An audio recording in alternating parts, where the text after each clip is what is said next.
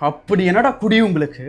தான் குடும்பத்தை விட, தான் பிள்ளைங்களை விட, தான் வாழ்க்கையை விட அப்படி என்னடா உங்களுக்கு அது முக்கியம்? குடிச்சு குடிச்சு உன் வாழ்க்கை அழிஞ்சு போறது மட்டும் இல்லாம மத்தவங்களுடைய வாழ்க்கையை இப்படி அழிக்கிறியடா. போதை உன் கண்ணை மறைக்குது. இந்த போதையினால என்னெல்லாம் பண்றீங்க? பெத்த பொண்ணுன்னு கூட பார்க்காம பாலியல் வன்புணர்வு பண்றீங்க. வீட்டுல இருக்கிற பொருள் எல்லாம் கொண்டு போய் வச்சு குடிக்கிறீங்க.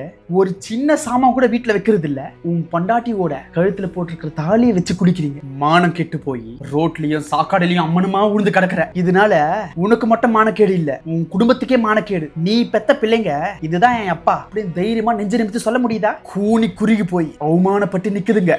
நீ பெத்த பிள்ளைகளுக்கு நல்ல துணிமணி வாங்கி கொடுத்து நல்ல சோறு போட்டு அவங்களை கௌரவமா வச்சு வளர்க்கணும்னு உனக்கு முக்கியம் கிடையாது. உன்னையே நம்பி வந்த உன் பொண்டாட்டிக்கு நல்ல புடவை வாங்கி கொடுத்து நகை போட்டு கௌரவமா வச்சு வாழணும், அது உனக்கு முக்கியம் கிடையாது. ஆனா உனக்கு 24 மணி நேரமும் குடி வேணும். வீட்டுல சோறு இருந்தா என்ன, பசங்களுக்கு நல்ல படிப்பு இருந்தா என்ன, இல்லைன்னா என்ன, தேவை குடிதான். அதுக்காக நீங்க என்ன வேணாலும் பண்ணுவீங்கல்ல. கண்டிப்பா இந்த வீடியோவை குடிகாரங்க நீங்க பாப்பீங்கன்னு எனக்கு தெரியும். ஒன்னே ஒண்ணு சொல்றேங்க, உங்க பெத்த பிள்ளைங்க கிட்ட போயிட்டு நீங்க குடிச்சிட்டு வந்ததுக்கு அப்புறம் அவங்க எப்படி உங்களை பார்த்து ரியாக்ட் பண்றாங்கன்னு பாருங்க. பயப்படுங்க, அலறுவாங்க. எங்க ஏதாவது பண்ணிட்டு போறாரு, எங்க சண்டை போட போறாரு, எங்க அடிச்சிட்டு போறாரோ.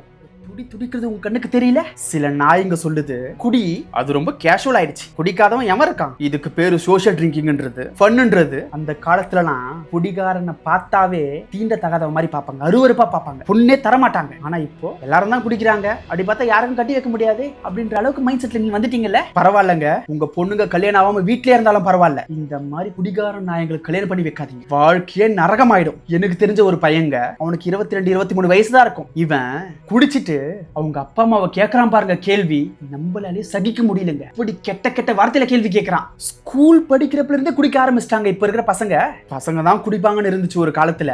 ஆனா பொண்ணுங்க நாங்க எதுக்கும் சலைச்சவங்க இல்லடா, பெண் சுதந்திரம் அப்படின்னு அவங்கள ஈக்குவலா குடிக்கிறாங்க. சில நாய்ங்க அதுங்க மட்டும் கெடுறது இல்லாம மத்தவங்களே கெடுக்குதுங்க. நம்ம கொஞ்சம் டிப்ரெஷனா இருக்குதுன்னு சொன்னா போதும், மச்சான் குடிடா, நீ குடிச்சா நீ ஃப்ரீ ஆயிடுவ, உலகமே உனக்கு ஜாலி ஆயிடும், அப்படியே மிதப்ப. அப்படிலாம் சொல்லி கம்பல் பண்ணியோ ஃபோர்ஸ் பண்ணியோ பழக்கமே இல்லாத ஆளுக்கு ஜூஸ்ல கலந்து அவங்கள குடிக்க வச்சு அடிமையாக்குறாங்க. அரசாங்கமோ அதை நிப்பாட்ட போறது இல்ல, இந்த குடியை தயார் பண்ற கம்பெனியை நிப்பாட்ட போறது இல்ல.